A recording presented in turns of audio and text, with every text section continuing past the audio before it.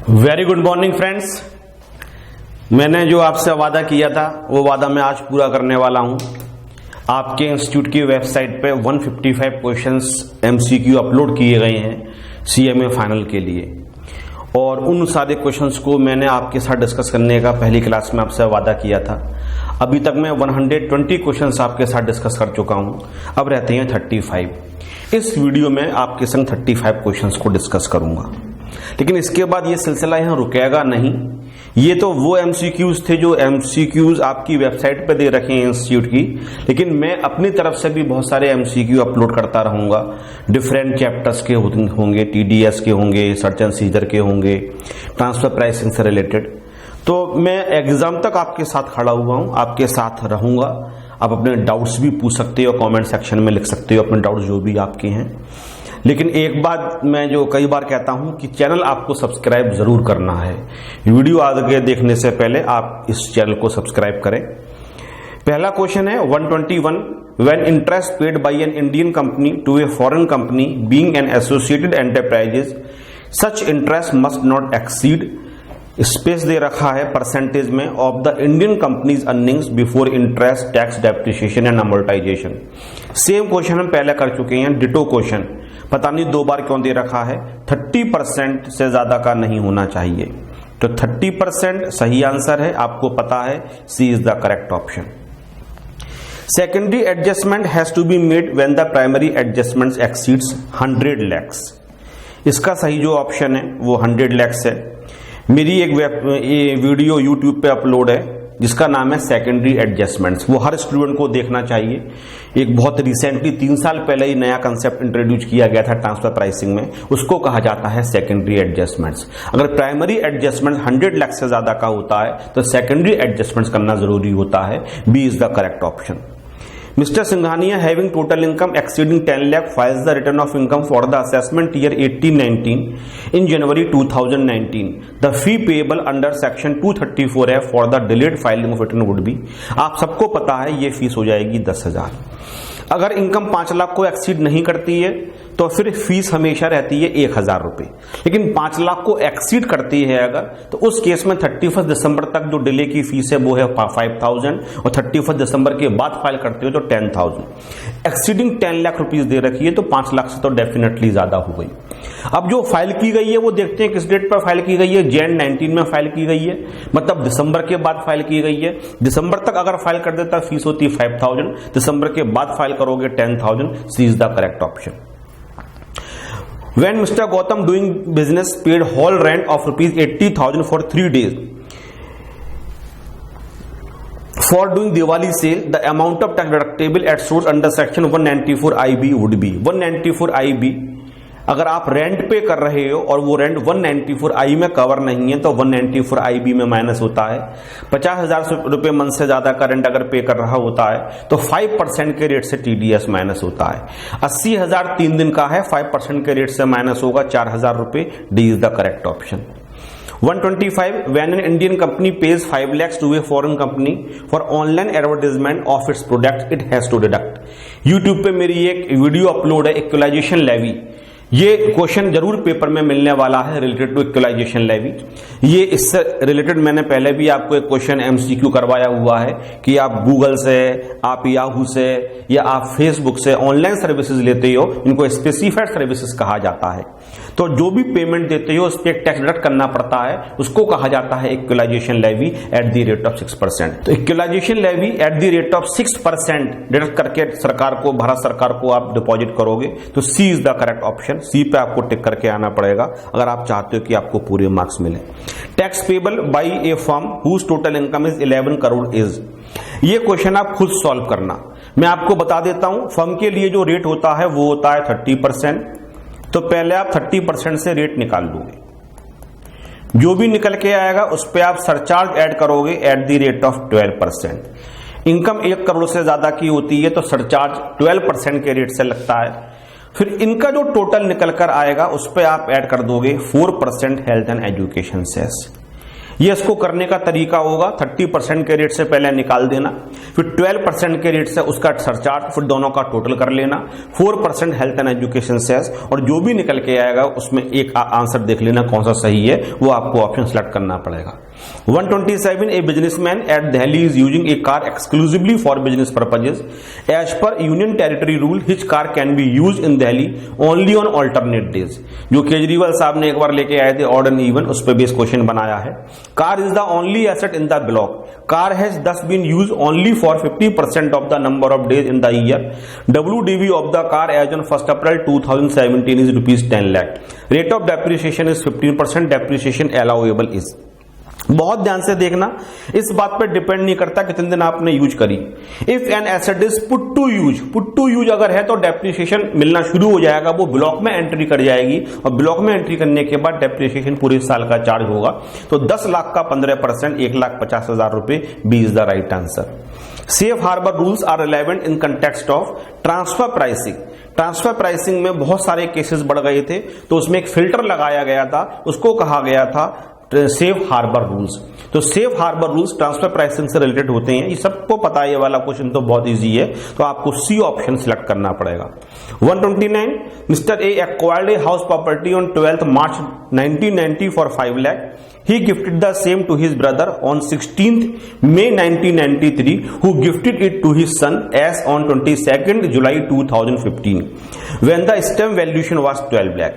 As sold the house on 14th May 2016 for rupees 24 lakhs, which was also the stamp duty value. For computing capital gain, the date of acquisition is. देखो 49 अगर हम 1 लगाते हैं तो हमें पता है प्रीवियस ओनर के लिए जो कॉस्ट होती है वो असेसी के लिए मान ली जाती है, डीम्ड कॉस्ट ऑफ एक्विजिशन। तो मिस्टर ए ने 5 लाख रुपए का खरीदा था, उसने अपने भाई को गिफ्ट किया, भाई ने अपने बेटे को गिफ्ट किया। तो जो बेटा एस है जिसने फाइनली बेचा है, उसके लिए कॉस्ट ऑफ एक्विजिशन तो 5 लाख रुपए मान ली जाएगी 49 लगा के, डीम्ड कॉस्ट ऑफ एक्विजिशन। लेकिन वो ये पूछ रहे हैं कि what should be the date of acquisition. Capital gain निकालने के लिए डेट ऑफ एक्विजिशन क्या माना जाएगा। तो होल्डिंग पीरियड में लिखा हुआ है प्रीवियस ओनर के, 242 में साफ साफ लिखा हुआ है प्रीवियस ओनर का होल्डिंग पीरियड भी इंक्लूड किया जाएगा। प्रीवियस ओनर का होल्डिंग पीरियड इंक्लूड किया जाएगा, मतलब 12th March 1990 से होल्डिंग पीरियड शुरू हो जाएगा। जिस डेट तक सेल की गई थी उससे एक दिन पहले तक का देखते हैं। मंजुला जय शाह केस आया था, उस केस में भी डिसीजन दिया गया था, क्योंकि तुम होल्डिंग पीरियड के लिए प्रीवियस ओनर का होल्डिंग पीरियड भी इंक्लूड कर रहे हो, तो प्रीवियस ओनर ने जिस डेट पे एक्वायर करी होगी उसको डेट ऑफ एक्विजिशन मानना चाहिए बाय द असेसी। तो 49(1), 242A और मंजुला जय शाह तीनों केसेस को मिला के देखते हैं तो cost of acquisition date of acquisition है वो होनी चाहिए 12th March 1990। तो सही आंसर हो जाएगा B, 12th March 1990। When total income of resident assessee Mr. Ram is 50,65,000, his net tax liability including cess after marginal relief would be। ये question आपको खुद करना पड़ेगा, प्रैक्टिकल क्वेश्चन है। मार्जिन रिलीफ की बहुत शानदार वीडियो अपलोड है मेरे चैनल पे, टैक्स लायबिलिटी देख लेना, टैक्स लायबिलिटी के नाम से बेसिक टैक्स लायबिलिटी। उसमें मैंने मार्जिन रिलीफ का कंसेप्ट भी टीच किया है। इसमें से आपको एक आंसर डेफिनेटली मिलेगा। ये 50 लाख को एक्सीड कर रही है इनकम, सरचार्ज का रेट हो जाएगा 10% और मार्जिन रिलीफ आपको अलाउ करना पड़ेगा। सही आंसर आप मुझे कॉमेंट सेक्शन में बताएं कौन सा है। Mr. Chima withdrew 2 lakhs out of his own contribution with National Pension System Trust. On the date of withdrawal, the balance in the account consisted of his own contribution of 6 lakh and employee's contribution 8 lakhs. The amount of withdrawal liable to tax in the hands of Mr. Chima would be। अगर आप NPS से partial withdraw करते हो तो जो exempt होता है वो होता है 25% ऑफ ओन कॉन्ट्रीब्यूशन, और ये जो एग्जेम्प्ट होता है ये आपको पता है सेक्शन 10(12)B के अंदर होता है। सेक्शन 10 एग्जम्पशन का सेक्शन है, इसके 12B में लिखा हुआ है अगर एनपीएस से आप विड्रॉल करते हो पार्शियल तो जो आपका कॉन्ट्रीब्यूशन है उसका 25% एग्जेम्प्ट हो जाएगा। उसका जो अपना कॉन्ट्रीब्यूशन था वो 6 लाख था, एम्प्लॉयर का 8 लाख था, उसका अपना 6 लाख था, तो 6 लाख का 25% निकाल लेते हैं, 6 लाख का 25% जो कि आ जाएगा 1.5 लाख रुपए। तो 2 लाख रुपए जो उसने विड्रॉ करे, इसमें 1.5 लाख रुपए एग्जाम्प्ट होगा, और 1.5 लाख रुपए एग्जाम्प्ट होगा, इसका मतलब 50,000 रुपए टैक्सेबल हो जाएगा। पूछा गया है the amount of withdrawal liable to tax, मतलब हमसे एग्जीबिशन का अमाउंट नहीं पूछा है, टैक्सेबल अमाउंट पूछा है। 1,50,000 रुपए एग्जाम्प्ट होगा, इसका मतलब टैक्सेबल हो जाएगा 50,000। D is the right option. Mahan Charitable Trust registered under section 12AA is engaged in running education institutions. It paid 5 lakh to Malar Charitable Trust registered under section 12AA as corpus donation out of its income of the previous year 17-18 the amount of corpus donation। एक charitable trust दूसरे को अगर donation देता है तो जिस trust को मिला उसके लिए तो बन जाता है वो एप्लीकेशन ऑफ इनकम, मतलब डिडक्शन मिल जाता है, और जिस ट्रस्ट को मिला उसकी वो इनकम बननी चाहिए। लेकिन अगर कॉर्पस डोनेशन दिया गया है, कॉर्पस डोनेशन चैरिटेबल ट्रस्ट तो मैंने पूरा यूट्यूब पे अपलोड किया हुआ है, तो आप पहले ट्रस्ट को तो क्या दोगे, एप्लीकेशन हो गया, और दूसरे ट्रस्ट के लिए वो एग्जेम्प्ट हो जाएगा। एग्जेम्प्ट क्यों हो जाएगा दूसरे के लिए, क्योंकि कॉर्पस कंट्रीब्यूशन जो होता है वो एग्जेम्प्ट होता है। तो जिसने डोनेशन दिया उसको तो डिडक्शन मिल गया एप्लीकेशन के तरीके से, और जिसके हाथ में गया उसके हाथ में भी एग्जेम्प्ट हुआ। तो इस चीज को रोकने के लिए प्रोविजन बनाया गया था कि अगर दूसरे ट्रस्ट को आप कॉर्पस कंट्रीब्यूशन दे रहे हो, कॉर्पस डोनेशन दे रहे हो, तो आपको डिडक्शन अलाउ नहीं किया जाएगा। हालांकि जिसको कॉर्पस डोनेशन मिला उसके हाथ में एग्जेम्प्ट होगा, क्योंकि वो हमेशा से एग्जेम्प्ट होता था। लेकिन जिस ट्रस्ट ने डोनेशन दिया, अगर अदर देन कॉर्पस आप डोनेशन दे रहे हो, तब तो आपको एप्लीकेशन ऑफ इनकम मान के बेनिफिट मिल जाएगा सेक्शन 11-12 के अंदर। लेकिन अगर कॉर्पस डोनेशन दिया तो आपको डिडक्शन नहीं दिया जाएगा। तो not deductible for payer as application but exempt from pay, this is the right answer. ये आंसर आपको लिख के आना चाहिए। जिसने पे किया उसको अब 4-5 साल पहले अमेंडमेंट किया गया था, उसको अब डिडक्शन का बेनिफिट नहीं मिलेगा, लेकिन जिसको दिया गया उसके हाथ में तो हमेशा एग्जेम्प्ट होता था, अब भी एग्जेम्प्ट किया जाएगा। Real business, a partnership firm admitted income under section 44AD up to the assessment year 17-18 resulted to determination of income as per regular provisions by getting the books of account audited for the assessment year 18-19। 17-18 तक वो 44AD में जा रहा था। 18-19 में firm ने कहा कि नहीं, हम 44AD से बाहर आना चाहते हैं। The assessee firm cannot revert to presumptive provisions contained in section 44AD up to the assessment year। एक बार 44AD में जिस ईयर में चले गई, उसके बाद के 5 साल तक आपको 44AD में रहना चाहिए। लेकिन उन 5 सालों में एक बार भी अगर आप 44AD से बाहर चले गए, तो जिस ईयर में बाहर गए उसके बाद के 5 सालों में दोबारा 44AD में नहीं आ सकते हो। तो क्योंकि वो 18-19 असेसमेंट ईयर में बाहर गया, इसको छोड़ के 5 साल लिख लो, 19-20, 20-21, 21-22, 22-23, 23-24। वो इन 5 सालों में वापस नहीं आ सकता है। तो वो लिखा हुआ है the assessee firm can not revert to presumptive tax provisions, दोबारा नहीं वापस आ सकती है up to the assessment year 23-24। 23-24 तक आप वापस नहीं आ सकते हो 44AD के। एक ईयर में अगर आप बाहर चले गए, तो जिस ईयर में आपने 44AD को छोड़ा उसके बाद के 5 सालों में आप दोबारा 44AD में नहीं आ सकते हो।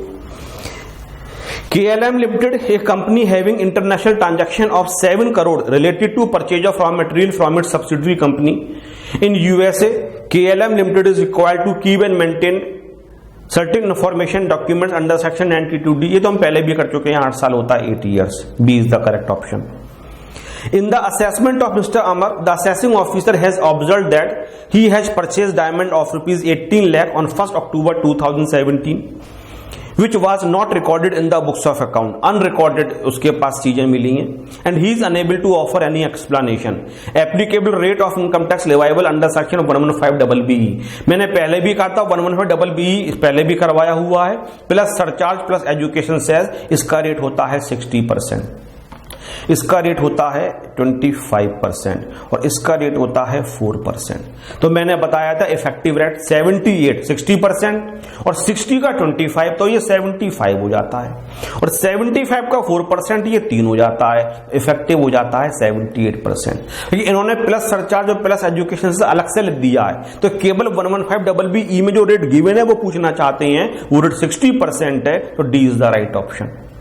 Alpha Limited Mumbai has 27 shareholding in the Beta Limited Incorporation of Singapore. Alpha Limited received rupees 15 lakh by way of dividend in October 2018. The dividend so received is taxable in the hands of Alpha Limited. Same question हमने मिलता जुलता पहले भी किया है. अगर specified foreign company वो होती है जिसमें इंडियन कंपनी के 26% या उससे ज्यादा शेयर्स होते हैं और उससे डिविडेंड जो मिलता है वो 115BB के अंदर 15% के रेट से टैक्सेबल होता है. तो जो भी डिविडेंड मिलेगा वो 15% से टैक्सेबल होगा. C is the correct answer.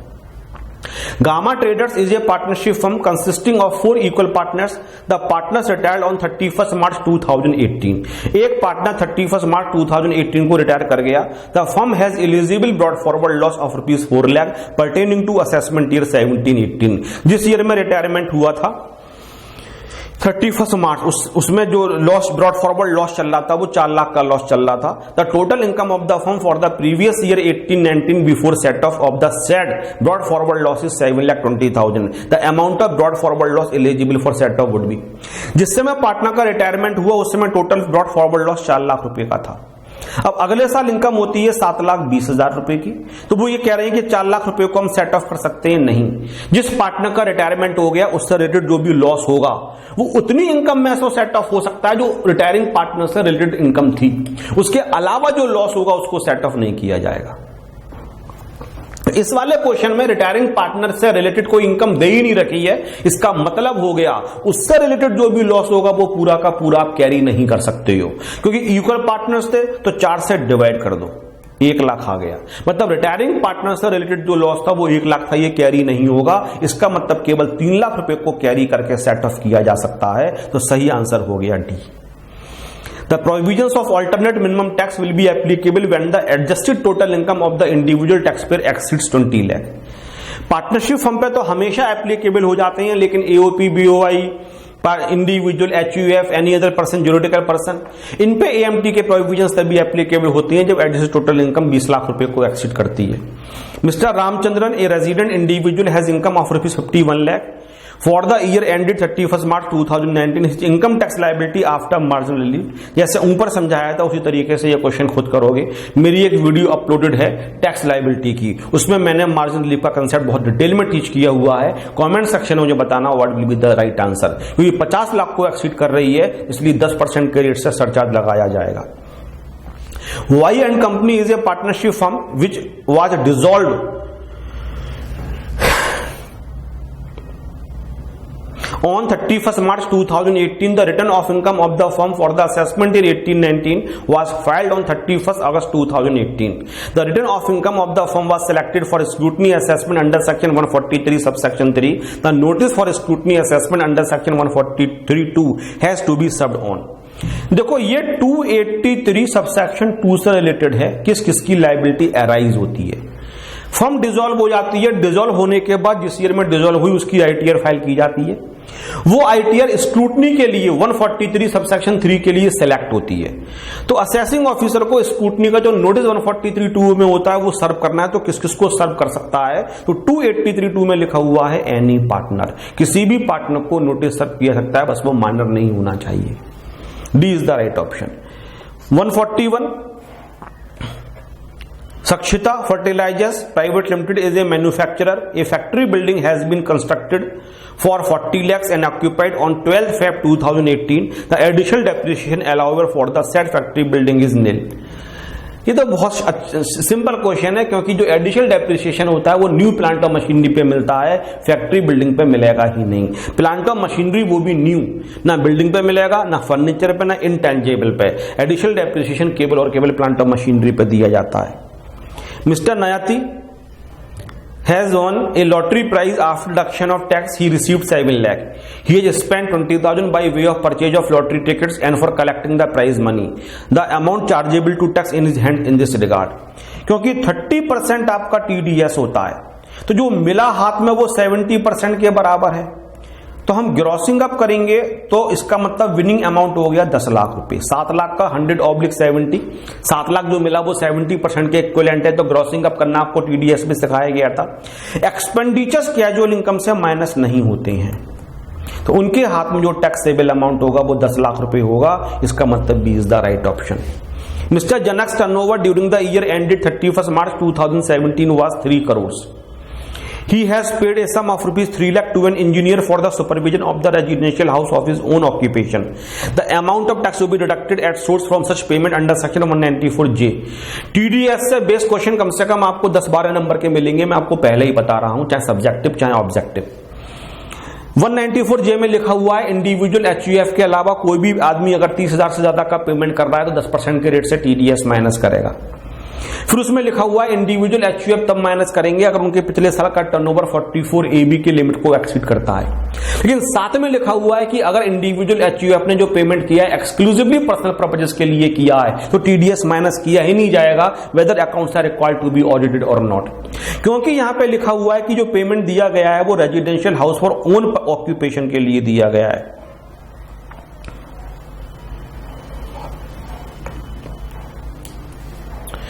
इसका मतलब वो खुद ऑक्यूपाई करेगा, रहेगा। जो पेमेंट दिया गया वो एक्सक्लूसिवली पर्सनल पर्पस से दिया गया है, इसलिए टीडीएस माइनस नहीं किया जाएगा। डी सही आंसर हो जाएगा।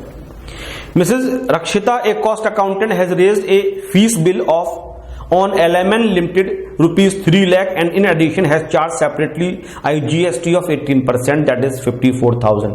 The total amount of bill being 3,54,000. The amount of tax to be deducted at source by LMN Limited is 194J का क्वेश्चन है। अगेन CBDT ने सर्कुलर निकाला हुआ है कि अगर जीएसटी को सेपरेटली दिखाया गया है तो केवल बिल के अमाउंट पे टीडीएस माइनस होगा, जीएसटी को हम छोड़ देंगे। अगर जीएसटी इंक्लूसिव दिखा रखा है तो पूरे अमाउंट के रेस्पेक्ट में टीडीएस डिडक्ट किया जाएगा, बट अगर जीएसटी को सेपरेटली दिखाया गया है तो हम जीएसटी को एक्सक्लूड कर देंगे।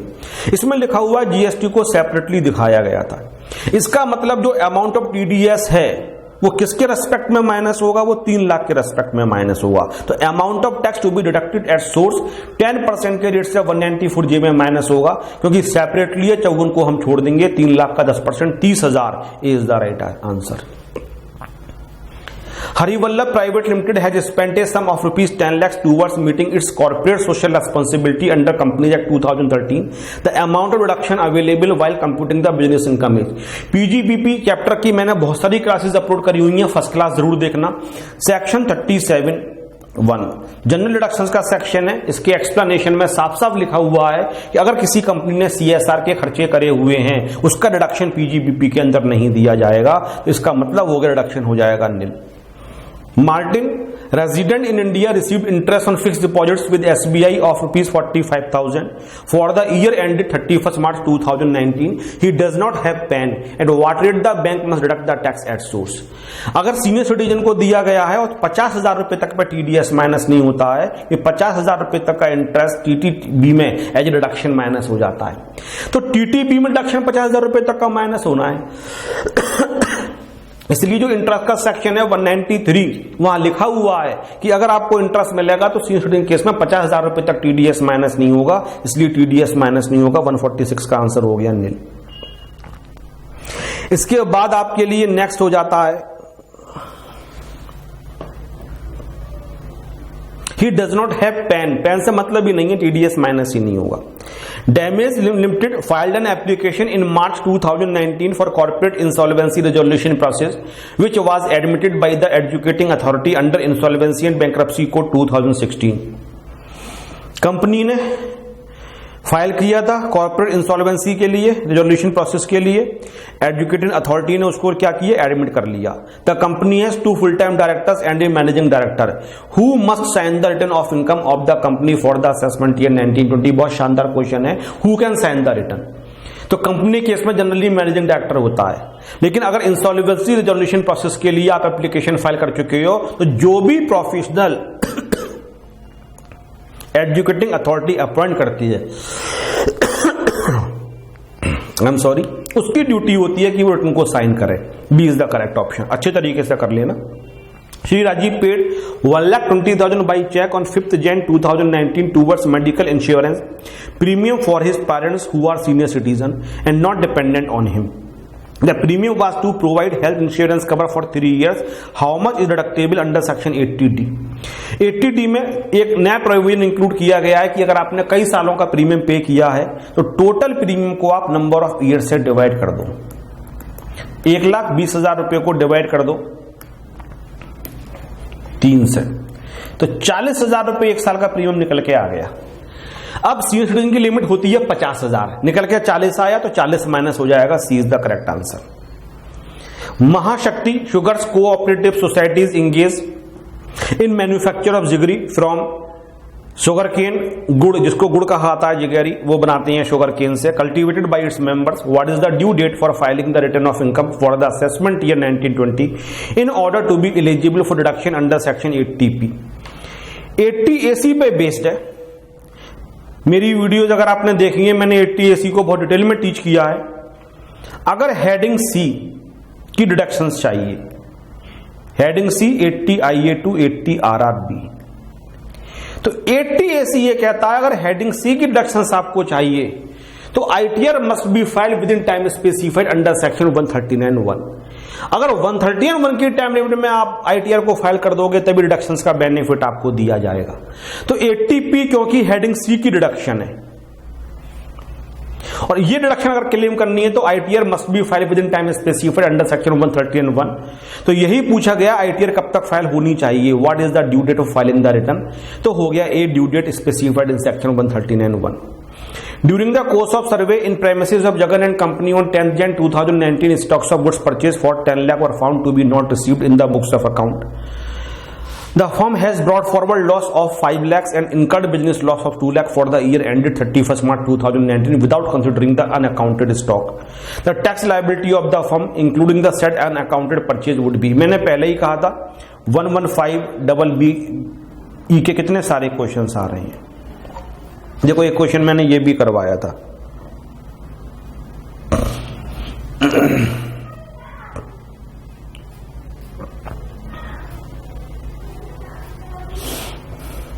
ये BBE पे बेस्ड, इससे पहले भी करवाया हुआ BBE पे बेस्ड, ये भी BBE पे बेस्ड है।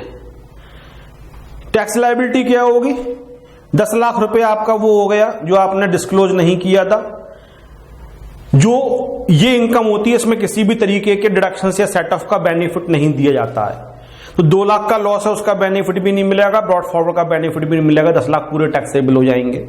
मैंने कहा था जो रेट होगा वो 78 हो जाएगा, 60 + 25 + 4 हम सीधे लिख देते हैं 7,80,000, 7,80,000।